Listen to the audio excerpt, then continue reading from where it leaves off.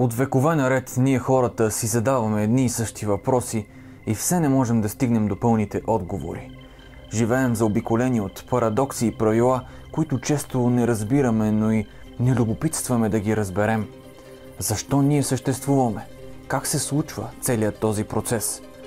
Цялата тази структура на съществуването сякаш вече е предопределена от парадоксът на знанието. Ако знаехме всичко, не е възможно да знаем какво е да не знаем. А за да преживеем това незнание, пък е редно да забравим част от цялото знание.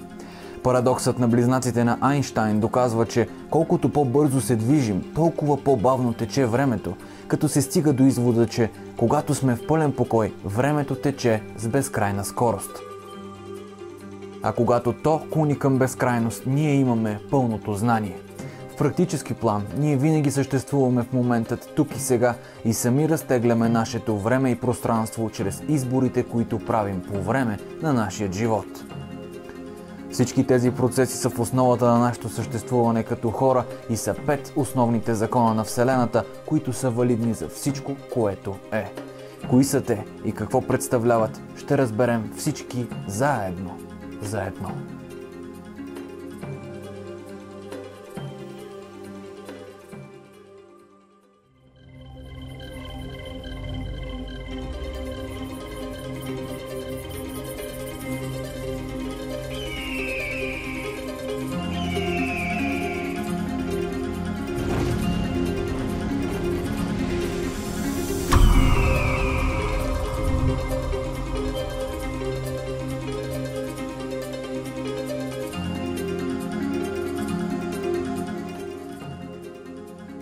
Здравейте, добре дошли в новият епизод на поредицата Заедно за едно, в която сме всички заедно и си помагаме да мислим по-осъзнато и да преживяваме живота такъв какъвто е наистина. Днес сме се захванали с една много интересна тема, която мисля, че в България, специално в YouTube, не е разяснявана. 5 закона на съществуване, Иво. Какво имаш да кажеш по това? 5 закона за съществуване, това е изобщо принципа на съществуването, това е модела, чрез който се създава света, чрез който съществува света и смисъла на самото съществуване. Много е важно само да кажем, това важи за всички и тези закони са универсални за всеки един от нас. Няма изключение. Универсални за цялата Вселена. За нашата Вселена, да. Вие съществувате и това е непроменяемо, е първия закон. Тук идеята е да се осъзнае вечността на самото съществуване. Вечността на самото съществуване, т.е. че след като един път сме проявени, един път съществуваме по даден модел, който ние сме избрали да проявим, това оттам нататъка не се променя. Но не се променя факта за самото съществуване. А всъщност 5-тия закон казва, че всичко е променяемо. Идеята е, че не се променя факта на съществуване. И тук е много интересен този модел на осъзнаване на нещата. Вие съществувате и първо е необходимо да разберем какъв е модела на това съществуване. Че ако всички сме една единна енергия, така, която е единна като цяло, ние за да съществуваме е необходимо един вид да се отделим от тази единна енергия. Това е като вода и капка вода. За да имаме отделяне на капката вода, ние по някакъв начин тая капка вода е необходимо да я изолираме от общото количество вода, което имаме, да речем, в един океан. Ако не се изолираме, не съществуваме ли? Не съществуваме по същия принцип, но сме вътре в цялото. И не може да разберем, че ние сме нито капката, нито водата. Нито водата. Тоест, необходимо е да се отделим. Един вид, ако да речем всичко е една и съща честота, по какъв начин ще разберем, че ние сме тая честота? Казано иначе, ако ние сме само светлина, така, и не съществува тъмнината, ще разберем ли, че сме светлина. Необходимо е да има база за сравнение. В противен случай няма да има такава база за сравнение и ние ще приемем светлината за даденост, че това просто е. А идеята тук е, че за да съществува даден модел, то е необходимо да е съставен от две полярности.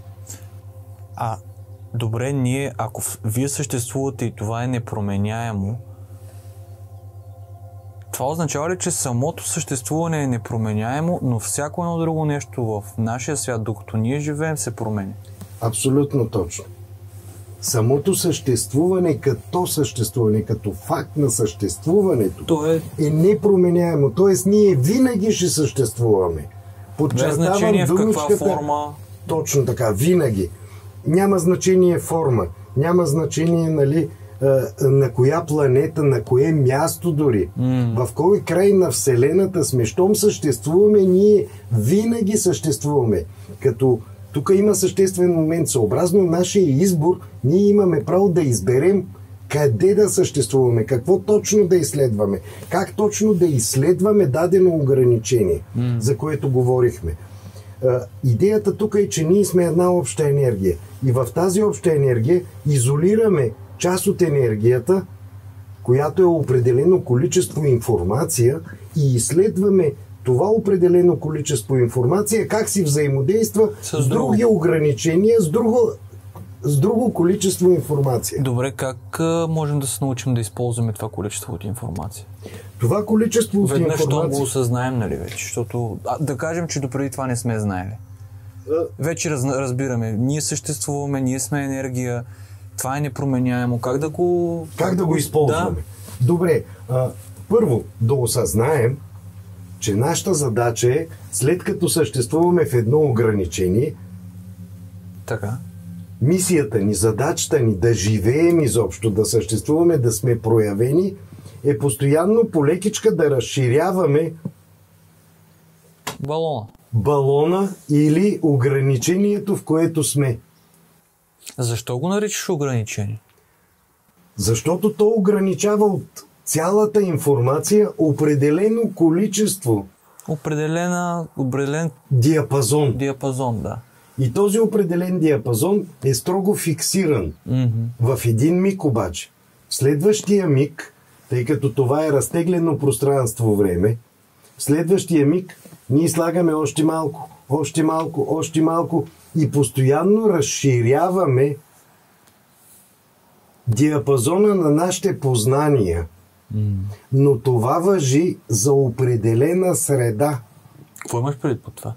Ами тук идеята е, че ние сме направили избор да изследваме, да речем, какво е да си една отверка.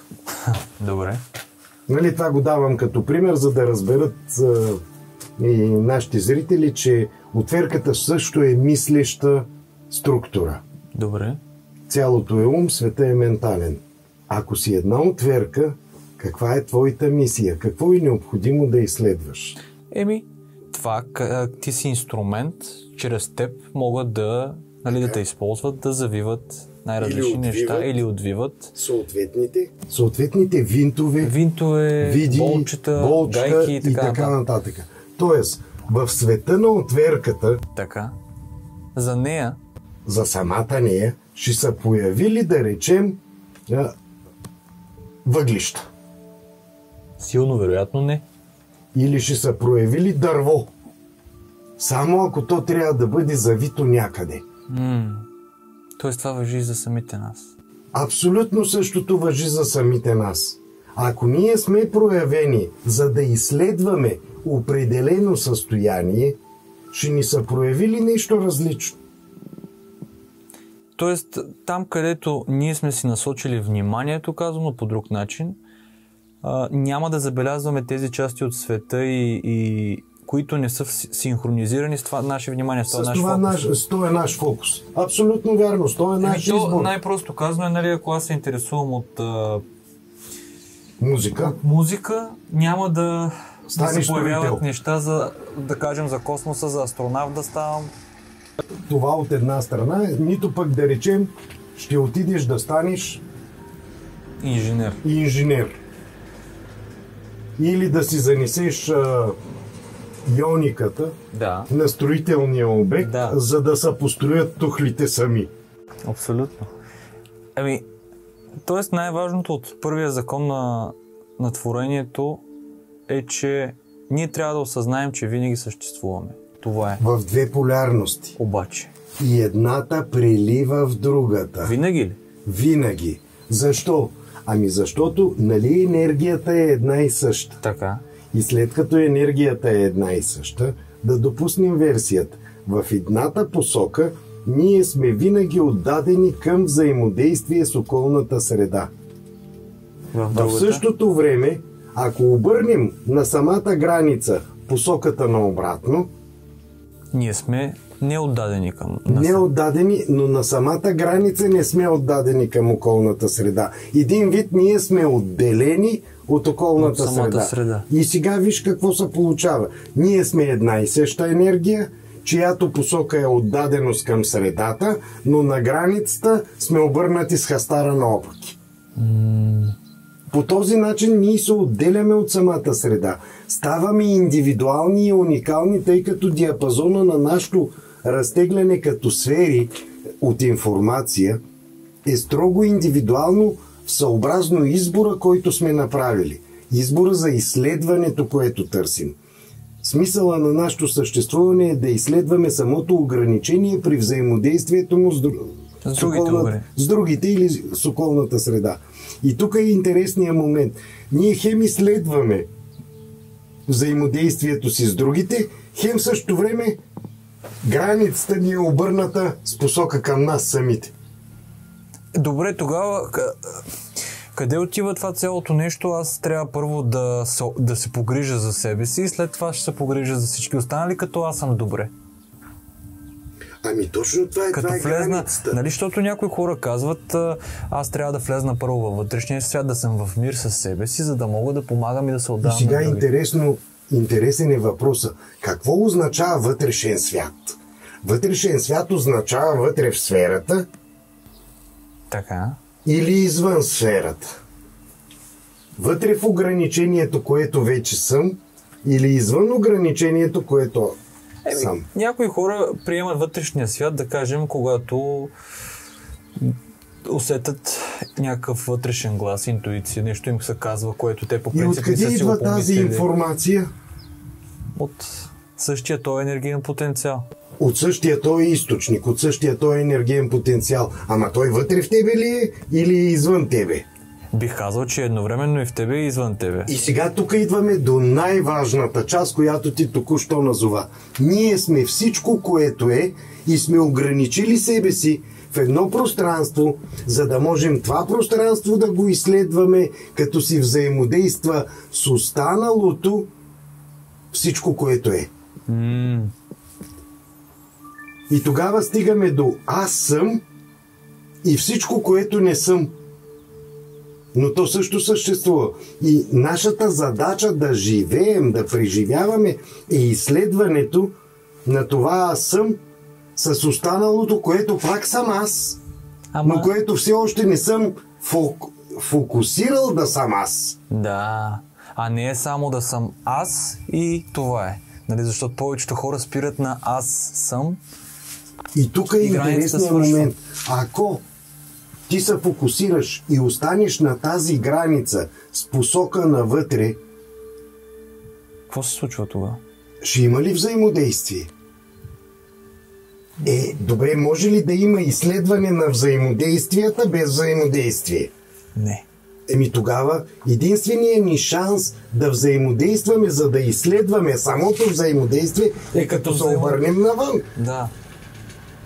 Осъзнавайки, че сме сложили граница, чрез която да изследваме това навън. Тоест, за всички хора, според мен, които приемат тая граница като нещо лошо, според мен, това, което можем да се вземем като най-голяма поука, е да приемаме тая граница като пътеводител, като някой, като нещо, което ни дава насока защото иначе съпоставяме и не искаме да излизаме от нея, а ако я приемем като все едно моста между това, което ни дели от които сме сега и от това, което можем да се превърнем, и все едно да използваме всеки път като стълбичка, като помощник. Може ли да го приемем така? Да, даже бих допълнил, че всъщност ако приемем, че това са наши филтри, с които сме филтрирани от околната среда, филтрите ни помагат да се адаптираме по-лесно към самата среда. Тоест да, точно това е. И всеки следващ филтър, както ти го обясни, е стъпалото към все по-добро адаптиране към околната среда. Можем да сме... И на практика по този начин обаче ние се променяме и се развиваме. И имаме всеки ден задачата да опознаем следващия филтър. Ама то там е, че в смисъл ние хората знаем за тези филтри, ние ги използваме всеки ден, но повечето от нас си ги... обвиняваме ги и ги мразим и мислим, че са нещо лошо, вместо просто да погледнем, че те са наши помощници, защото ние си мислим, че на нас ни трябва нещо различно от тези филтри, за да тръгнем по тая пътека, а те са същите филтри. И това е парадокса. Това е огромен парадокс. Да, всъщност това е като отвъркате химикала, който ти каза. Или е убиец, или е помощник. И зависи какво ще приемеш. Тоест филтъра сам по себе си, извинявай, че те прекъсвам да заключим, е средство. Инструмент. Окей, инструмент. С който се адаптираме по-добре към околната среда. И ние трябва да си люботворим филтрите. И постоянно да ги надграждаме, за да бъдат стълбата на нашия успех. Чудесно. Това беше първи закон от 5 закона на съществуване. Вие съществувате и това е непроменяемо. Абонирайте се за канала, за да не пропускате новите епизоди на Заедно за едно. Поклони благодарим, че бяхте с нас и искрено се надяваме да сте заедно. Защото всички сме заедно за нашето едно. Всичко съществува в едновремието тук и сега е вторият закон на съществуване, който ще разгледаме днес. Ако не сте гледали първия, върнете се преди да гледате това видео, защото нещата ще ви станат по-ясни. Добре дошли на всички в поредният епизод на Заедно за едно. Абонирайте се за канала, ако още не сте го направили, за да се присъедините към всички нас, към всички търсещи и готови да изследват света на непознатото. Днес си говорим за тук и сега, за това дали наистина има минало и бъдеще, дали живеем в една голяма илюзия и къде е нашето място във всичко това. Добре дошъл, Иво. Здравейте. Има един много интересен момент в представенето на тук и сега, тъй като когато говорим за момента тук и сега във всички езотерични книжки, във всички духовни практики, се говори за момента тук и сега, но никой не обяснява защо именно говорим за тук и сега. Защо не говорим за миналото, за бъдещето, за преживяванията и така нататък. Винаги момента е тук и сега и всичко се случва тук и сега, ама никой не ви казва защо. И сега тук е съвсем накратко идеята да обясним какво означава тук и сега. Един парадокса на Айнщайн за близнаците, разказва за това, че колкото по-бързо се движим, толкова по-бавно за нас тече времето. За да обясни този феномен на времето, Айнщайн разказва една приказка за двама близнака. Двама близнака, които живеят на Земята, но единия се качва на звездолет, който лети със скорост близка до скоростта на светлината. И тъй като той се движи много бързо, за него времето ще тече по-бавно, отколкото за този близнак, който е на Земята. И когато близнака е пътувал 1 година с звездолета, през това време на Земята, как е текло времето? По-бързо. Следователно за близнака, който е на Земята, са минали повече години. И когато близнака се върне след 1 година от своето пътуване, той ще бъде с около 9 години по-млад от брат си. Иха. Това много добре е отразено в филма Интерстелър. Много добре е показано различието в пространство-времето. Но откъде идва това различие, съвсем накратко да го обясним. Значи, колкото по-бързо се движим, толкова по-бавно за нас тече времето. И сега допускаме обратната версия. Ако се движим по-бавно, как ще тече времето? По-бързо. А ако се движим още по-бавно? Още по-бързо. А ако сме в пълен покой? Времето ще клони към безкрайност. Времето ще клони към безкрайност. И щом времето клони към безкрайност, в тази точка... Времето клони към безкрайност, но безкрайно ли е времето? Не е безкрайно времето. А то клони към безкрайност като протичане, като скорост. Така. И при това положение се получава един малък парадокс. Значи в тази точка, в която имаме пълен покой, времето, понеже клони към безкрайност, то тече толкова бързо, че онова, което се случва преди 3 милиона години, всъщност кога се случва? Тук и сега. Се случва сега, в този миг. А онова, което ще се случи след 3 милиона години, Отново в този миг. ами тогава означава, че когато сме в пълен покой, заради безкрайното бързо протичане на времето, всичко се случва кога? В настоящето. В настоящето, сега. И къде точно се случва? Ами тук, само в тази точка, която е в пълен покой. Ако точката се движеше, Вече не е тук и сега. вече не е тук, а ще е на друго място. И няма да е сега, а ще е в различно време. Защото колкото по-бързо се движим, толкова по-бавно за нас тече времето. И коя е тая точка? Ами това е целият потенциал. Защо? Защото в тази точка на пълен покой Така. има... Цялата информация. Защото за един миг тази точка ще има цялата информация. Всичко се случва при нея в този миг, сега. И тя има пълното знание, пълния капацитет от информация. Добре, но ние как можем да стигнем до тази точка? Тая точка е идеята за нашето проявяване. Защото точно в тая точка се проявява и парадокс. Ако аз знам всичко, мога ли да познавам състояние на незнание? Ако знам всичко, мога ли да познавам, да преживея състоянията на незнание? А възможно ли е да знам всичко? Ами нали, ако времето тече с безкрайна скорост и аз съм в пълен покой, какво се случва? Пълното знание е вътре в мен. Обаче ако пълното знание е в мен, мога ли да изпитам някакви състояния на незнание? Не. Няма И аз как. затова тръгвам да ги изпитвам и вече нямам Ама това ако пълно тръгна знание. да ги изпитвам, аз вече се движа със скорост различна от нулата. Тоест аз се движа с скорост различно от това, което клони към безкрайност. Точно така. Нали така? И тогава времето тече С по-бавно. по-бавно. И вече е в цикъла и... И какво тогава е необходимо да си оформя? Необходимо е да си оформя среда и ограничение, в което да се спра, за да мога да изследвам това поле от информация.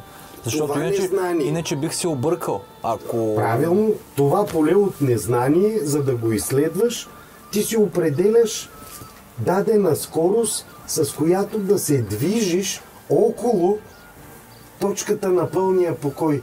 Но точката на пълния покой никога не се маха от там.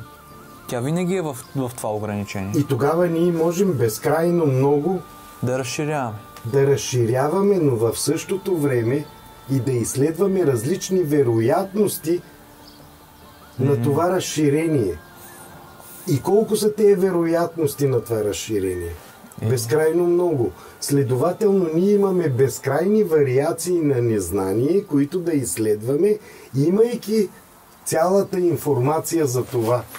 Тоест, версията аз нямам какво да правя е смешно. И тя е безмислена. Аз винаги има смисъл. Щом съществувам, това означава, че аз вече съм избрал какво да изследвам. Това ли е отговора на всичко съществува с причина и аз съм тук с конкретна мисия и причина? Да, моята мисия е да изследвам ограничението, което сам съм избрал да бъда. Или в случая не съм тук случайно, както каза. Може ли да е случайно, ако аз съм го избрал? Да, това са едни от големите парадокси на цялото нещо. Но тук е и смисъла на нашето съществуване. На практика, от гледна точка на това, че ние произлизаме от пълния потенциал и информация и ограничаваме себе си, за да познаем незнанието, ние сме едновременно и пълния потенциал, и ограничението, което сме създали. А не сме ли и потенциала, и ограничението, и вероятностите? И сега тук много точно, много правилно го отбелязва, защото на практика ние сме ограничението, което сме създали. Само по себе си обаче то е безмислено. Да. То има смисъл само ако има и други ограничения, които пак ние сме създали, за да си взаимодействаме с тях, защото едно ограничение, то става безмислено, ако не може да си взаимодейства с други такива. Представете си едно тъмно пространство и вие седите вътре в тъмното пространство и сте се ограничили. Нищо. И нищо. Единственият смисъл от това ние да сме се ограничили в този потенциал е да има и други ограничения, с които да си взаимодействаме помежду си и тогава можем да изследваме какво би правило това ограничение или това незнание между други такива незнания. И това всичко се случва в подредени мигове от тук и сега. Подредените мигове от тук и сега всъщност... Не е ли това линейната структура, която ние наричаме минало, сега и бъдеще? Да, и всъщност интересният момент къде е? Всяка наша мисъл, така, в момента в който попадне в така наречения вакуум на нищото, добре, още 2011 година, екипа на Пер Делсинг в институт Чалмърс, Шведска кралска академия, откриват, че всеки високочестотен импулс в нищото предизвиква поява на двойка фотони. При това единия фотон се върти в едната посока, а другия фотон се върти в другата посока. И ако тези два фотона нямат някакво общо направление, перпендикулярно на тяхното проявяване, те изчезват обратно в нищото. Това са така наречените мечти. Когато обаче имат импулс, т.е. имаш избор, двойката фотони започват да се въртят. И става вихър, става вортекс. Обаче двойна спирала. На какво ти напомня това? На ДНК. ДНК. И всъщност тази двойна спирала, която е двойната спирала на две полярности, ако се замислиш по-детайлно, единия фотон се върти в едната посока, а другия в другата. Да. Значи това са две... Те са две противоположни. Противоположности или две полярности. Но тези две полярности, обединени с общата посока на нашия избор, дават ДНК на нашето съществуване. Всъщност, така стигаме до извода, че давайки посока на две полярности, които взаимно в кавички се самоунищожават, ние творим света, който сме избрали да творим. Тоест без две противоположности ни няма свят. Ами да, ако сме капка вода в морето, ще знаем ли, че сме капка вода?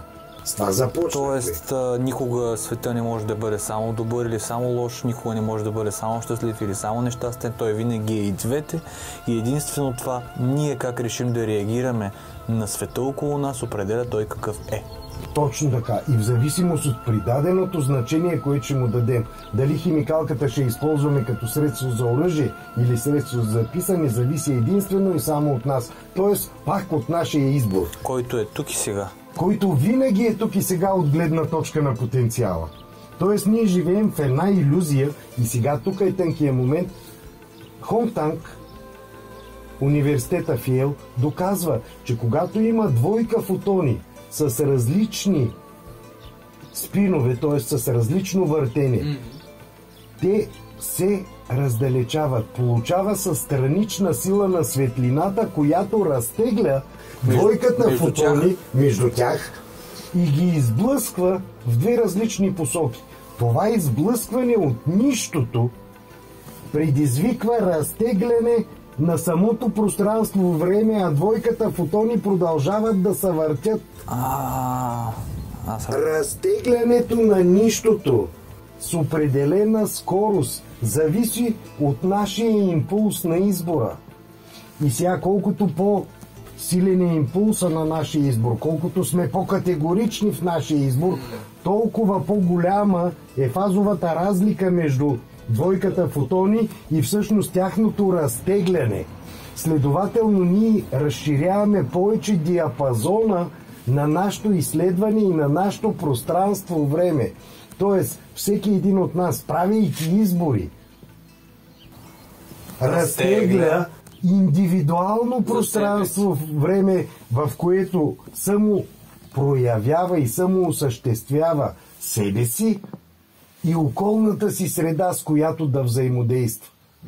И тогава той започва да форматира филтри вътре в себе си, за да се адаптира към околната среда, която той е създал и има желание да изследва. И част от тези филтри ние ги наричаме спомени, ние ги наричаме очаквания, ние ги наричаме в случая бъдеще и минало. И го разтегляме по този начин. И по този начин разтегляме постоянно това пространство-време. И големият ни проблем е, че понякога предпочитаме повече дадени филтри и спомени, затова се казва, че някои хора живеят в миналото.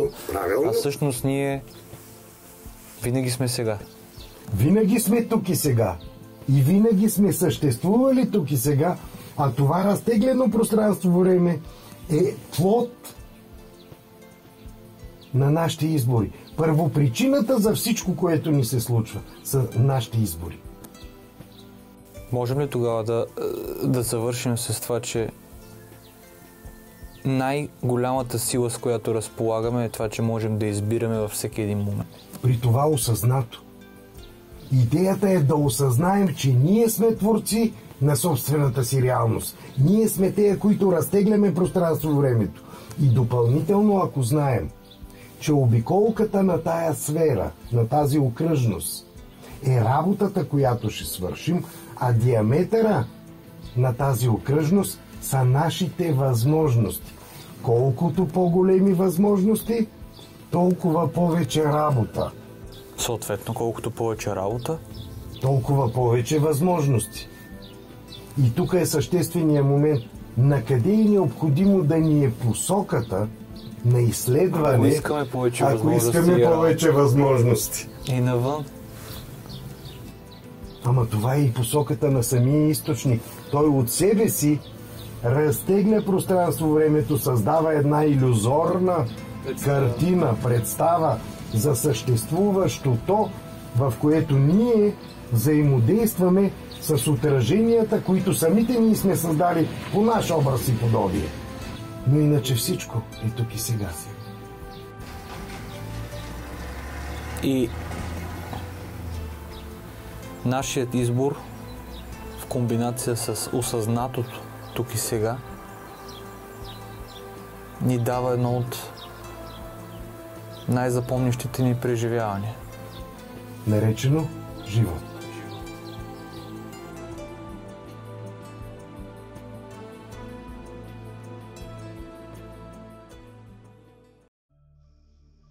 Цялото е ум. Светът е ментален. И всичко е свързано в едно единение.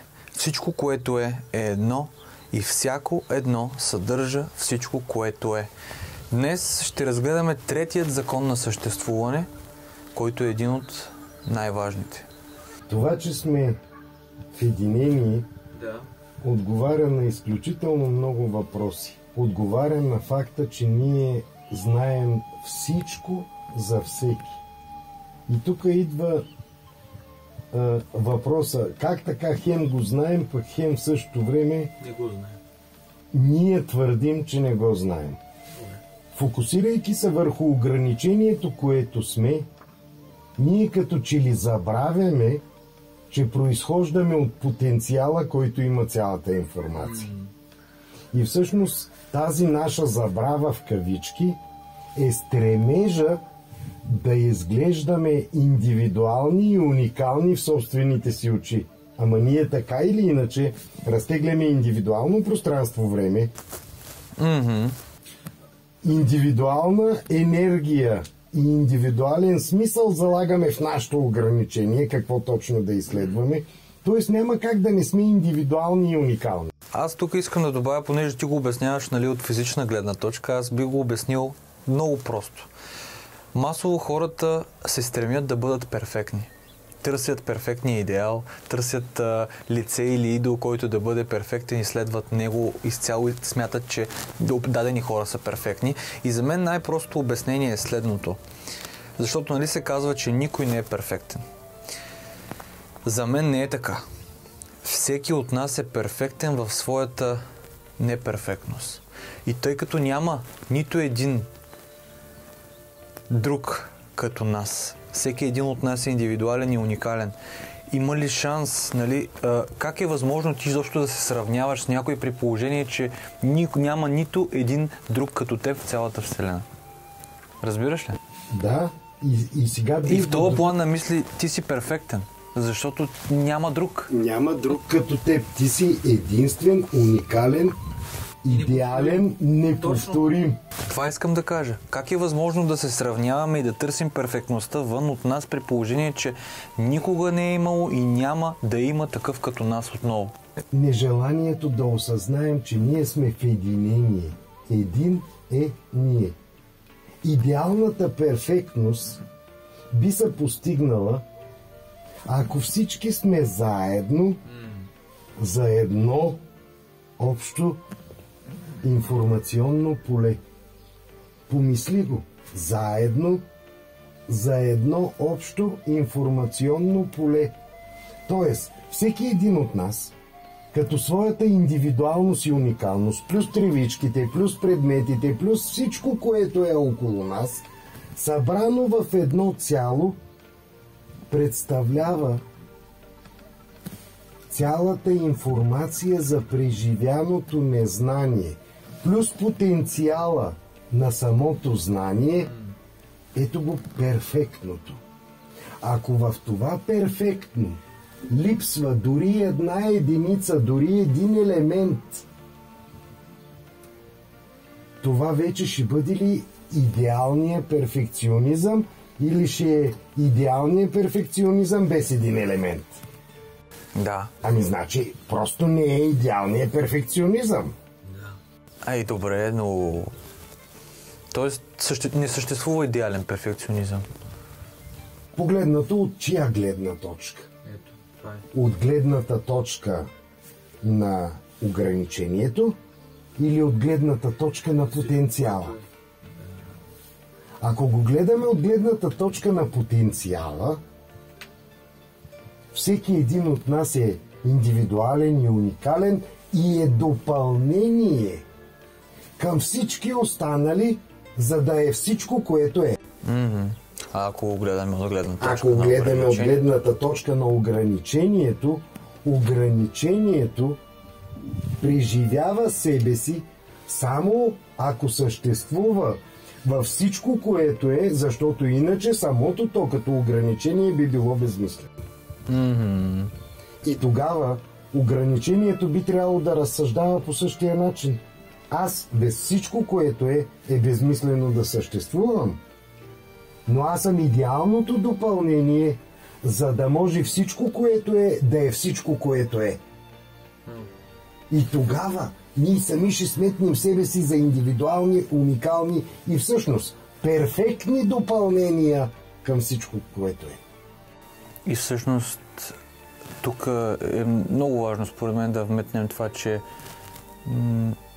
много хора, които гледат канала, ми пишат съобщения, имейли, как те си мислят, че или не заслужават да живеят, че да са част от този живот, или че според тях те нямат място, или че не са важни.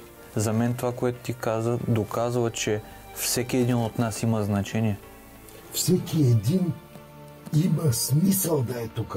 В противен случай той нямаше да бъде проявен. Тоест, ако ти си мислиш, че в момента това, че в момента не си открил твоята задача и за това си мислиш, че не трябва да съществуваш, всъщност означава, че ти не си открил просто своята задача. Или твоята задача е да се стремиш към откриването на твоята задача. Да. Това също е задача. Да. Ако ти се стремиш към откриването на твоята задача, това също е задача и всъщност от тебе има смисъл, защото чрез тебе всичко, което е, ще разбере как се откриват нови и нови задачи. Дори когато нямаш никаква информация за самата задача. Безсмислени елементи и безсмислени проявления хора няма. Както и няма случайно проявили се, както и няма дефектни грешки. Аз съм бил грешка на природата. Да. И че мога ли да бъда грешка и да бъда проявен? Ами то тогава не би трябвало да има смисъл от моето съществуване, ако съм грешка. Добре, цялото е ум. Какво е ума? Ума е потенциала, чрез който получаваме цялата информация. И ние винаги имаме достъп до тази информация. Друг е въпросът дали ще пожелаем да я ползваме или ще предпочитем да се фиксираме към нашето си ограничение, което може ли да има тук-там някой друг дефект, но иначе е перфектното ограничение. Добре, ако ставаше само с пожелаване, всеки ще да го прави. Всъщност той всеки го прави. Идеята е, помисли си, потенциала постоянно ни дава сънища. Потенциала постоянно ни подхвърля интуиция. Потенциала постоянно ни среща с елементи, които се явяват наши табелки, наши отражения, за да ни подскаже каква е нашата задача. И ние какво правим през цялото време? Сънищата. Боже, някакви глупости. Дежавю е по същия начин. Интуицията. Знаех си, че така стане, ма го направих друго яче. И какво? Накрая табелките. Срещаме определени хора, определени елементи от всичко, което е, с което ни се подсказва каква е нашата следваща пътека, следваща задача. И ние какво правим? Отричаме цялата си околна среда. При това сме горди от това отричане.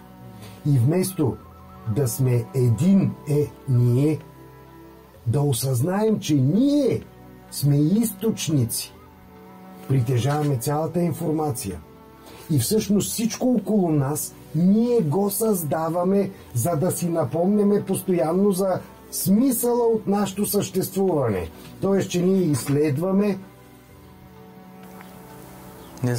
Незнанието такова каквото е, и това е смисъла от нашето проявление, проявяване, където и да е. Започвайки да отричаме околната среда. Всъщност това отричане, то ние не го усещаме веднага, обаче. То е натрупването на отричане, което води до катарзиси за нас. Нали така? Ние от едно единствено отричане няма да се разболеем тежко, но ако го правим 20 години... Така, и много си прав. И сега тук започваме да говорим. Етимология на отречено. От реченото. Демек от това, което ние сме си заложили като избор, от казаното. Демек отказано е парченце от това, което ние пак сме си заложили. И отказвам и отричам всъщност е да вземем малки парченца от цялото. Ама искаме да бъдем цялото. Тогава изследвайте цялото, изследвайте непознатото, изследвайте онова, което до сега, щом сте изследвали, Вие сте себе си, тръгнете в посока, всичко, което е около мен, е неизследваното аз.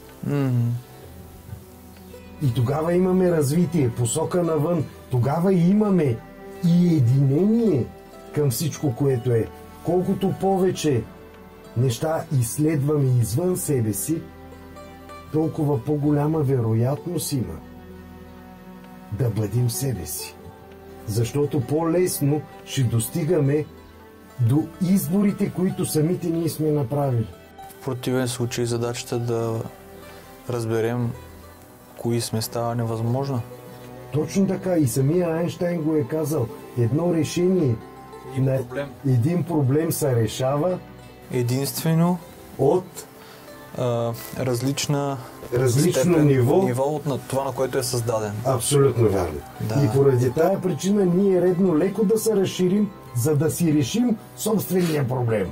Ако не се разширим, можем ли да си решим проблема? Добре бе, това е... Аз се извинявам, че го ползвам, но това е глупаво. Ние как въобще може да си мислим, че нещо, до което в момента сме правили, ако продължаваме да правим това нещо, то ще доведе до решението на този проблем? И ето това е най-големия парадокс. Да. И това наричаме сигурност. Да. Всъщност цялото е ум, света е ментален, означава да осъзнаем, че ние сме целия потенциал и ние изграждаме себе си и околната среда на база на това, че сме цялото. И в този миг, ако се замислиш, всеки един елемент какво представлява? Ограничение на цялото, но представлява самото цяло, което е решило да ограничи себе си. Тоест е и цялото. Ами то е и ограничението, и цялото. И взаимодействието помежду себе си и другите ограничения, които той е създал. Демек и пътя, и източника, и самия живот като взаимодействие. И силата, която ги допълва и противопоставя. И дали ще ги допълваме или противопоставяме, е придаденото значение, което ние ще сложим. Дали една химикалка е оръжие или средство за писане. Зависещо изцяло от нашия фокус. И нашия избор. Съвсем точно. В едновремието на тук и сега. Това е. Надявам се нещата да започват да стават по-разбираеми, по-ясни. Задавайте си въпросите смело, без да се притеснявате. За тези от вас, които се притесняват, да ги пишат долу с всички. Може да ги пишете на имейла ми sharewithchoco@gmail.com. Сега ще излезе на екрана. Не се притеснявайте, четем всички коментари и се старая да отговарям на максимално много, защото сме заедно за едно. Не го забравяйте. Хубав ден на всички и до следващото видео.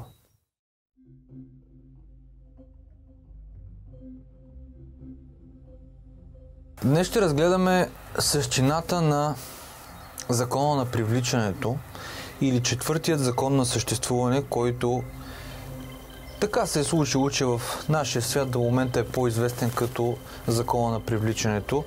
Но той гласи: това, което се излъчва, е това, което се отразява в отговор.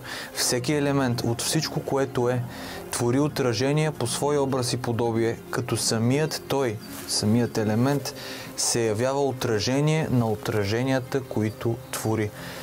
Добре дошли в новият епизод на Заедно за едно. Може да ви звучи малко объркано и сложно, но съм сигурен, че след края на този епизод нещата ще са много ясни.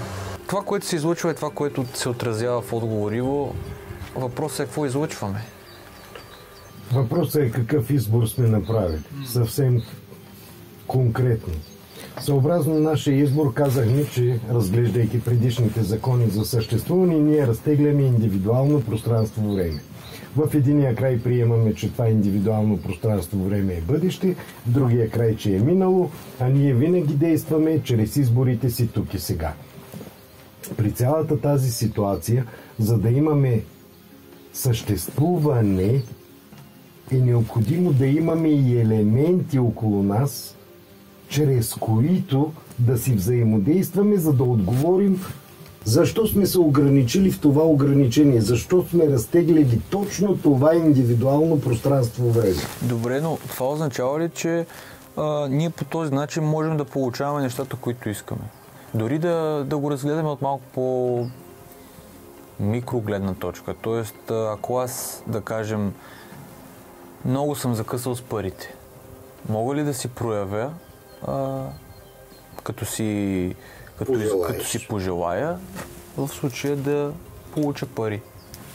Тук е същественият момент на пожеланието. Можеш е коректният отговор. Всъщност винаги ни се случва онова, което желаем. Ние си залагаме определено взаимодействие с околната среда. Но започваме да отричаме самата околна среда и поради тази причина онова, което уж си залагаме, ние го отричаме. И в случая има две версии. Или то се забавя, докато си оправим избора и посоката, или никога не идва. Не идва, ако ние си останем затворени в самите себе си. Много вярно. Ако обаче си пожелаем да ни се случи еди кое си или еди какво си, както ти каза, искаме пари. Чудесно, но тея пари да са за околната среда, чрез която ние да решим смисъла на нашето съществуване, т.е. да си решим задачата. Т.е. ако ние заложим да имаме пари, за да можем да ги дадем на околната среда, за да изпитаме дадената задача, която ние сами сме си поставили, винаги ще ги получим. Много важен момент. Тоест, много важен момент е. Тоест, можем да кажем, че със сигурност това, което излучим, е това, което се отразява и го получаваме, но по-важно е защо. По-важно е какво ни е намерението, по-важно е каква е посоката. Каква е посоката? Ето това е важно. И дори по-добре, ако сме достатъчно честни пред себе си, да си признаем, че е изцяло за нас, изцяло за посока навътре, то по-добре да не го правим. Ами да, защото по този начин ние затваряме себе си. Добре, но нали това е изследване. Ако аз не знам какво е това да изследвам посоката навътре, за да разбера, не би ли трябвало да си го пожелая, че да го видя? Добре. Приемаме, че всички сме с посока навътре. Не всички. Въпросът е, ако аз съм изследвал до момента обратното. Аз, примерно, съм бил изцяло отдаден навън, но ми липсва, да кажем, посоката навътре. Няма ли да не знам какво е това? Правилно. И поради тая причина винаги ще имаш и посока навън, и посока навътре. Но тук е интересният момент.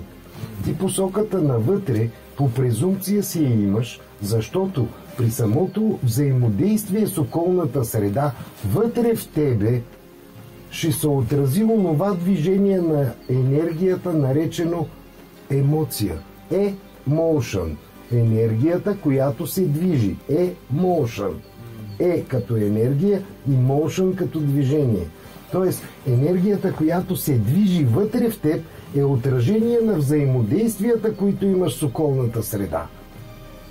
И сега тук е пък тънкия момент. Тази емоция влияе на взаимодействията ти с околната среда. И отново имаме зациклен кръговрат. И едното прилива в другото. Защото ако ти си бесен на околната среда, ти ще я отречеш. Ако ти си в хармония с околната среда, ти ще я приемеш. Тоест, когато всички около нас са тъжни, ядосани, бесни, това означава ли, че ние сме такива? Абсолютно вярно. В този момент, тъй като ние създаваме среда по наш образ и подобие, като източници на самите себе си и на самата среда, ние излъчваме себе си като протонни полета, дори от кръвоносната система на нашите собствени избори, което ще засегнем в други теми, на заедно. На практика ние излъчваме нашите избори в пространството на потенциала и се проявява среда, която всъщност е точно отражение на нашите избори. Ако ние сме пожелали да бъдем тъжни, цялата среда около нас се проявява да бъде тъжна. И във връзка с парите, ако ние сме пожелали околната среда да има пари, ние ще останем без пари ли? Само, че колко от нас пожелават околната среда да има пари и колко от нас пожелават ние да си имаме пари. Именно. И тук влиза така наречения егоцентризъм. Колко от нас пожелават другите да са добре. И то не става просто само за парите, а като цяло, защото Това е едно глобално мислене.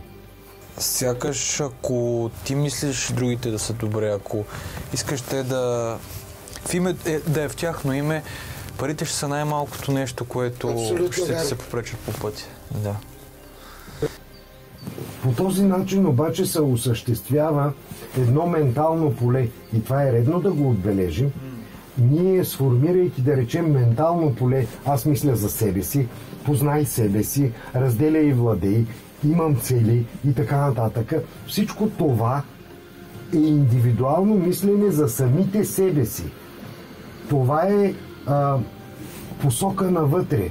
По този начин ние се изолираме от околната среда и как тогава ще изследваме себе си при взаимодействието си с околната среда, ако по принцип сме насочени навътре и отричаме околната среда.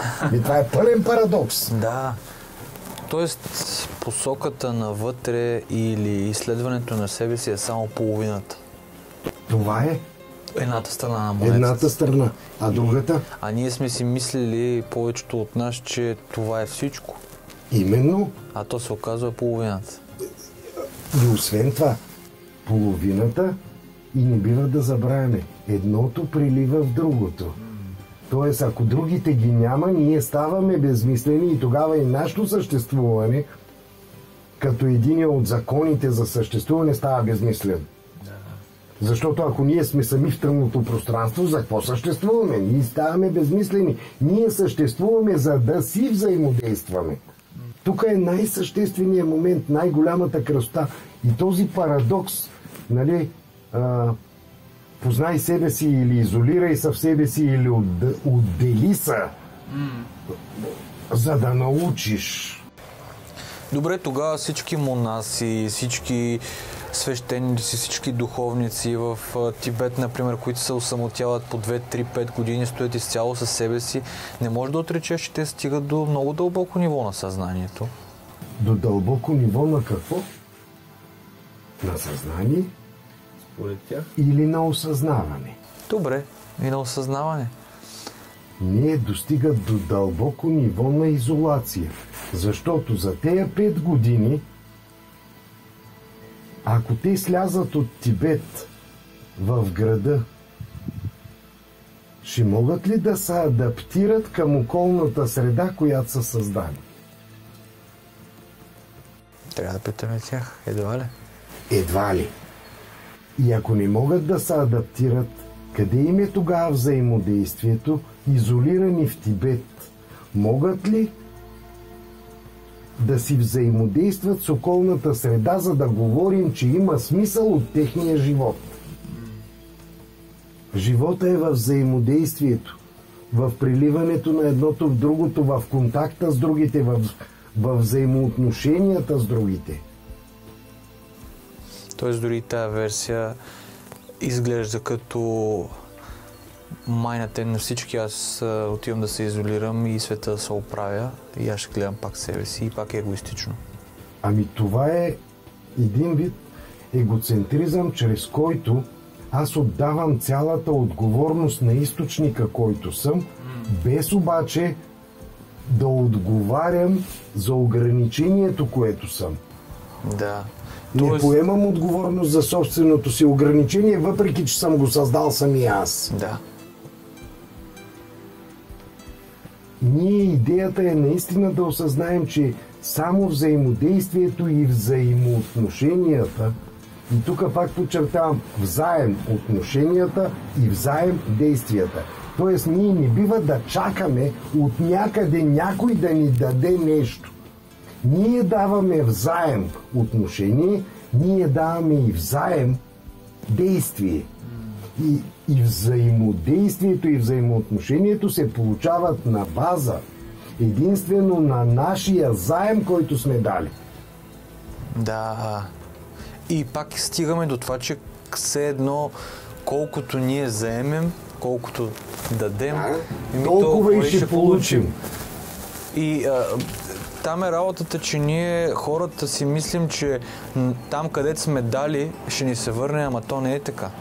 Ама не там където сме дали. Всички сме едно.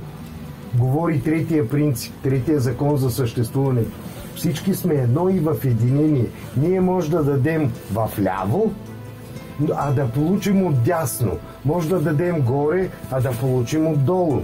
Има ли значение откъде ще получим, ако така или иначе ще го получим? От гледна точка на източника, от гледна точка на потенциала, който сме, резултатът да получим е важен за нас. Няма никакво значение откъде. А ние смятаме, че ако тук дам една чаша, аз от същата чаша трябва да получа. Тоест трябва да пуснем тези мисли настрани и да приемем по-глобалната част. В крайна сметка, че самата идея ние да получим дадената чаша или нещо от там, където сме дали, също е ограничение на нашия пълен потенциал. Това от една страна, много правилно, но е едната страна и сега ще го доразвием. Ако ние създаваме околната си среда, защо я създаваме? За да изследваме себе си и това, което не познаваме в себе си, чрез тях. Чрез тях. Тоест, те помощници ли са или вредители? Винаги са помощници, въпросът е. Тоест, околната среда я създаваме, за да ни помага, ама ще я отречем. И това не звучи ли парадоксално? Малко като онзи виц, който се разказва в Междузвездния съюз. Малко клюки да разкажем. Идват извънземните на Земята и казват, тук в Китай много гладни деца. Дайте нещо направим. Няма пари, казват земляните. Тук в Африка няма вода. Дайте да закараме нещо да имат вода. Няма пари, казват земляните. Тук в Южна Америка, в лавелите, дайте да ги оправим, да живеят по-чисто, по-добре. Няма пари, казват земляните. И накрая идват извънземните и казват, вижте какво, разбираме, той е ресурс пари, явно е много важен за вас, земляните, затова кажете ни какъв е този ресурс пари, обяснете ни го, ние обикаляме цялата Вселена и ще ви го докараме тук само и само да се развивате. И тогава земляните отговарят, споко бе, парите ние си ги печатаме. Всъщност, това е парадокса на човечеството. Ние самите създаваме околна среда, за да я преживеем, да преживеем заедно с нея. Ограничението, което сме си избрали, а в същото време отричаме точно това, което сме избрали. И за това този закон за привличане всъщност не е закон за привличане, а на практика за земляните се явява закон за отблъскване. Да. Добре, а как да го формулираме, за да може да го ползваме на практика всеки ден осъзнато обаче? Защото ние да кажем, че го ползваме по презумпция, но не можем, но от сега искаме да го ползваме осъзнато. Да го пробваме в най-малкия... Току-що заедно с тебе го формулирахме. Какво казахме? Казахме, че ние самите създаваме себе си и смисъла от нашето съществуване е да изследваме себе си в определена среда, за да изучим определено наше състояние или наше желание, избор, който сме направили. Следователно, ние благодарение на това ще създадем и околна среда, в която да изследваме тези състояния и избори. Да си пробваме желанията се, но да си ги намерим, дори за да ни е по-интересно, защото иначе, ако започнем с всичко, което имаме от началото, ние няма да изкараме една година. Тогава, значи, ние трябва да благодарим изцяло на околната среда, която съществува около нас, защото тя е точно отражение на нашите избори, на нашите желания. Тогава може ли околната среда да прояви нещо различно от нашите желания? Тоест, чрез околната среда можем да проверяваме нашите желания, ако се почувстваме объркани. Правилно. Можем да да си подсказваме във всеки един момент на къде да тръгнем. И какво да оправим вътре в себе си, тъй като околната среда отразява нашето вътрешно състояние и нашите вътрешни избори. За това ли Махатма Ганди казва, ако искаш да изгубиш себе си, ако искаш да намериш себе си, трябва да изгубиш себе си в служба на другите. Идеята е познай другите, правилно, като коригираш себе си, променяш себе си в името на другите. И тогава нещата почват да стават ясни. Защото и другите, като са оправени вече, те ще оправят, ще ти помогнат да се оправиш. Дори ти да си крив, те ще ти помогнат да изправиш себе си.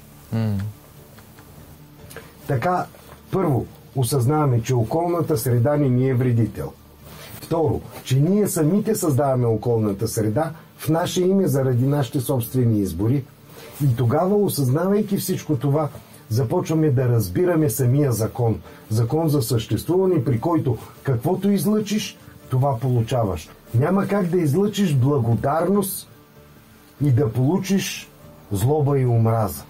Ако го излъчиш обаче и да кажем към определена група хора, ти си винаги мил, винаги си отдаден, но въпреки това да кажем първата седмица или месец, не получаваш това обратно от тези хора. Какъв е този сигнал тогава? И сега тук, има хора, които познавам, които казват, аз давам всичко за тези хора, винаги съм мил, винаги съм любезен, писна ми вече. Добре, и ето го отговора. Аз давам всичко за тези хора. Щом го коментирам, аз как съм го дал? С очакването да получа или да се покажа, което пак е очакване да получа, да речем, добро отношение. Тоест, дал ли съм го? Наистина. Наистина. Дал ли съм го с цялата си любов и благодарност за това, че просто околната среда я има? Ако съм го дал по този начин, ще търся ли някаква обратна връзка? Ще търся ли някакво очакване? Какво точно да получа? Не, аз съм тук, за да изследвам взаимодействията си с околна среда. Давам благодарност и каквото стане. Раздавам благодарност и в един момент гледам, всички ми благодарят. И си казвам, ето я връзката. Ако раздавам ненавист, злоба, ограничения, около мене какво ще се случи? Същото. Абсолютно. И аз започвам да отричам околната среда, защото аз самия съм гаднярчето, което е проявило тази околна среда. Въпросите тук като крайно заключение са два. Според мен единия е дали ще имаме силата и ще сме честни да си признаем, че сме тези гаднярчета. Да. И втория е всъщност това е най-хубавото, че дори да сме най-големите гадняри, въпреки това ще продължаваме да имаме шанса да се променим. Тук и средата ще продължава да ни го подсказва. Точно и ще продължаваме да имаме шанса да го видим. Точно така. Обаче тук се замисли с каквато сила съм готов да се обърна към себе си навътре. Ако се обърна навън, тъй като тя е същата енергия, аз със същата сила ще се обърна и към околната среда. Защото това съм аз. Няма как да използвам едната сила навътре, пак другата сила навън, ако все съм аз. Да. Аз една и съща сила ползвам и това е така нареченото пак придадено значение. Със същата сила, с която аз работя навътре, същата сила, ако я обърна навън, става моя най-голям плюс. Тоест там, където са ми най-големите дефекти, са ми най-големите възможности, ако сменя посоката. И всъщност това е красотата на промяната. Защото променяйки себе си от посока навътре в посока навън, имам шанса да разтеглям честотните си характеристики до безкрайност. Имам шанса да разширя възможностите си до безкрайност. Имам шанса да бъда себе си в безкрайните вариации на потенциала, който съм. Заедно, заедно. Покойно благодаря, Иво. И аз благодаря на всички, които ни гледат.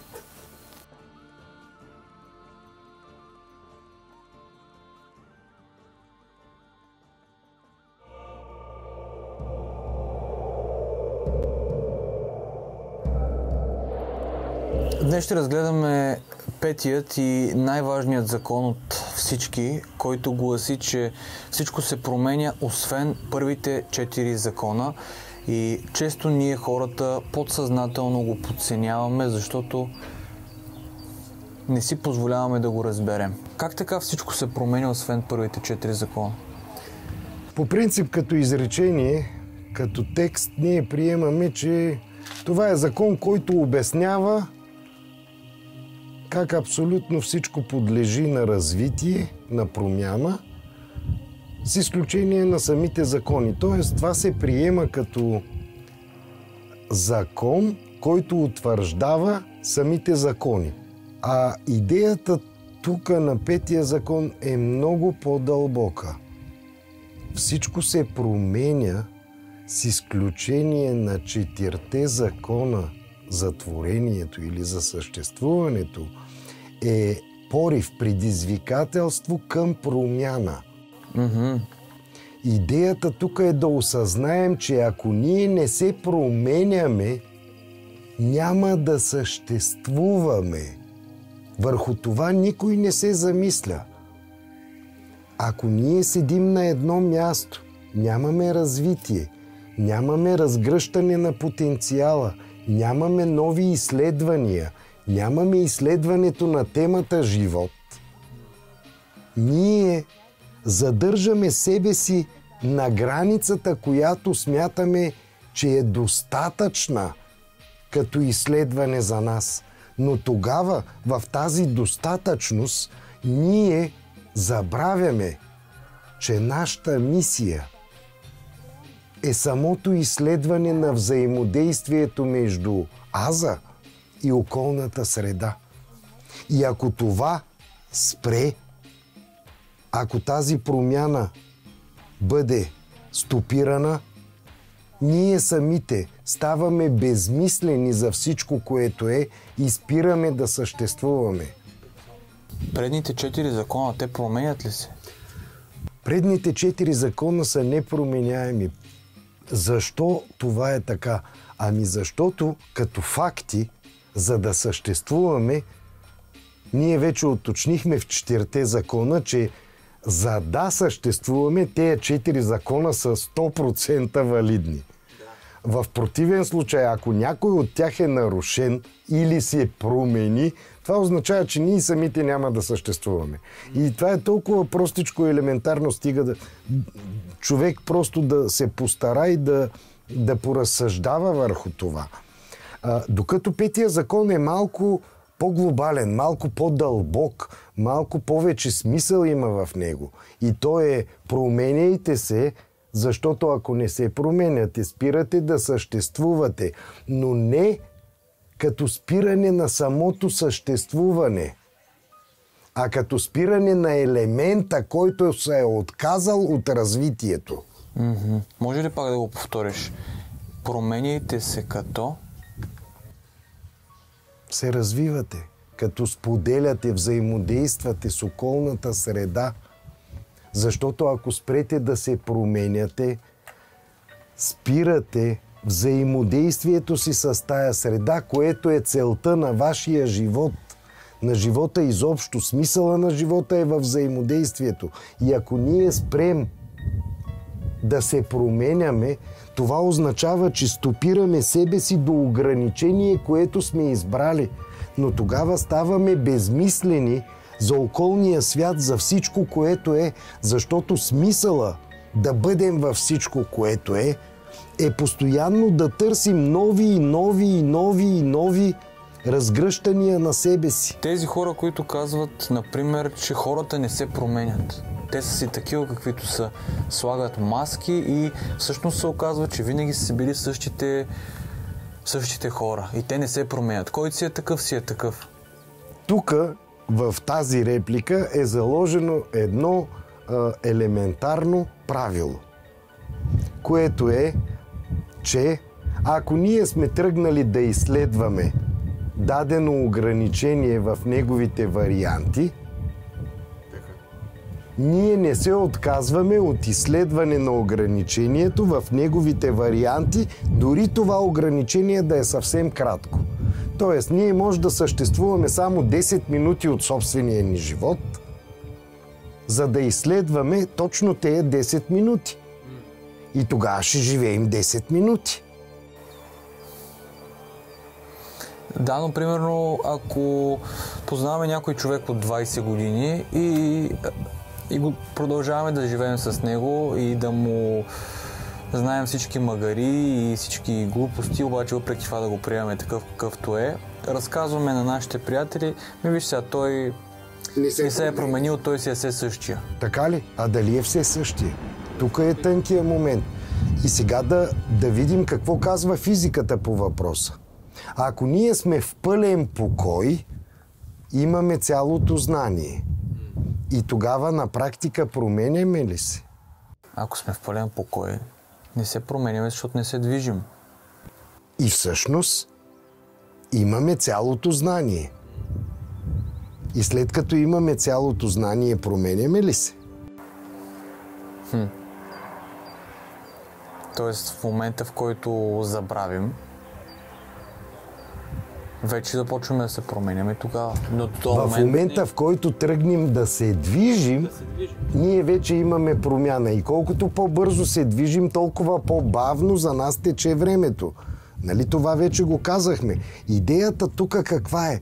Че ние, щом се движим, винаги има съществуваща промяна. Ако ние тръгнем да се стопираме на едно място, ставаме безмислени за околната среда и всичко, което е, и се трансформираме, т.е. сменяме шлифера. Как ще формулираш думичката трансмутация в няколко изречения? Само понеже я даваш като дума. Трансмутация, мутация... Само извинявай, за много хора това звучи много сложна дума и много в някои...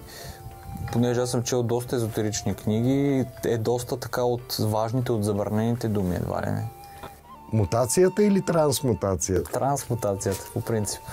Трансмутацията, защото мутация е изкривяване от стандарта. И сега тук да си зададем въпроса. Ако вие имате 4 ръце и крака, това отклонение от стандарта ли е? И тук е... Кой наложи стандарта? Какво е стандарт? И дали другите не са дефектни, а вие да им показвате пътя с 4 ръце и крака? Дали това не е новото, което е необходимо да следвате? И Пьотър Гареев, един учен, който изследва тази зависимост, дава едно предложение да изследват попови лъжички при различни честотни характеристики. При една честота жабите се раждат 5 предни крайника и имаме рентгенова снимка за тези 5 предни крайника. При друга честота те се раждат с 4 задни крайника и 2 предни, а при трета честота нямат изобщо предни крайници, а само задни. Тоест, в зависимост от честотата на околната среда, ние така адаптираме собствените си филтрации и форми, че да се адаптираме най-добре към околната среда. Тоест, ако вие сте с 4 крайника, това мутация ли е или е модел за развитие? А трансмутацията тогава? Трансмутацията е осъзната мутация, която води до развитие. Давам пример. Ако вие осъзнаете, че може да бъдете едновременно и цветето, и дървото, и пейката, и човека, и животното, и насекомото, и пълзящото, и можете да приемете версията, че всяка форма е и вашата форма, защото тя ви допълва. до всичко, което е. С техните честоти. С техните честоти, с техните среди. Тогава кой се явява допълнение на кой? Всички са допълнение на всички. И всяко ограничение създава отражения по свой образ и подобие и самото ограничение се явява отражение на отраженията, които твори. При това положение ние се допълваме едно с друго, с всяко наше отражение и едното прелива в другото. Тоест едното не игнорира другото, едното не унищожава другото, едното не забравя другото, едното прелива в другото. Да, допълва и прелива. Но и другото допълва едното, за да не го разделяме. И тогава всички сме едно цяло. И сме в единение, което пък гласеше третия закон. Тоест ние, за да съществуваме, е редно да осъзнаем, че сме едно цяло, което цяло е сформирало ограничения, които да взаимодействат помежду си, но всяко ограничение има посока вън от себе си, за да достигне до разгръщането на безкрайното всичко, което е. А посоката извън себе си наричаме промяна. А посоката извън себе си е развитие и промяна. Защото за да решим дадена задача е необходимо да отидем на следващото стъпало, а не на нивото, от което е причинена задачата. Тоест, която и задача да е необходимо да решим в нашия живот, е нужно да стъпим на следващото стъпало, да погледнем отгоре, от една по-глобална гледна точка и когато погледнем тая глобална гледна точка, да вземем решение как се решава тая задача, която беше на предното стъпало. И по този начин ние винаги вървим по стъпалата на успеха. Неуспеха е само един. Когато се откажем от това, което правим. Така се отказваме от съществуването си. През останалото време всички стъпала на нашето развитие с посока вън от себе си са стъпала към успеха. И точно това е промяната. Точно това ни кара да съществуваме. Точно това е предизвикателството да търсим себе си в безкрайното всичко, което е. Защото ние самите сме всичко, което е. То се съдържа в нас и ние сме в него. Промяната е неизбежна и всичко се променя, освен първите 4 закона. Какъв прекрасен финал! Поклони благодарим на всеки един, който беше с нас отново. Не трябва да спираме да търсим. Промяната е неизбежна, както научихме днес всички заедно. Заедно обаче за едно. Благодарим.